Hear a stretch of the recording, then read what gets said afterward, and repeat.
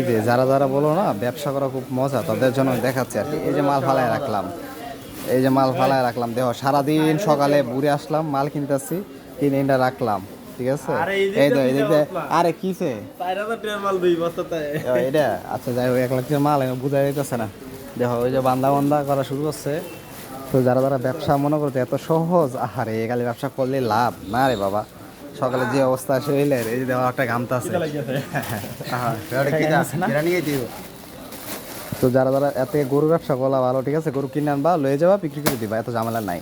ভোরবেলা আইতে হবো, কদর সময় মাল কিনতে হবো, টুকায় টুকায় সারাদিন। এখন বাজে সকাল আইছিলাম 6টায়, এখন বাজে হয়েছে বিকাল 4টা, না 4টা রোজা রাখছি, মানে বলতে গেলে কি রোজার সমানেই এই একটা অবস্থা।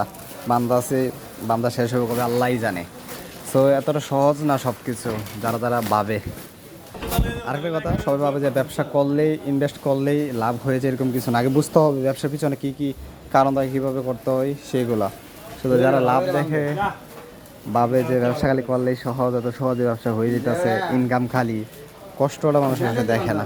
তো যাই হোক, আটকে রয়েছে মাল টাইনার করে ভরতে হইব, প্যাকেট করা সম্ভব হচ্ছে না, সকাল থেকে প্যাকেট করতেছি ভাই।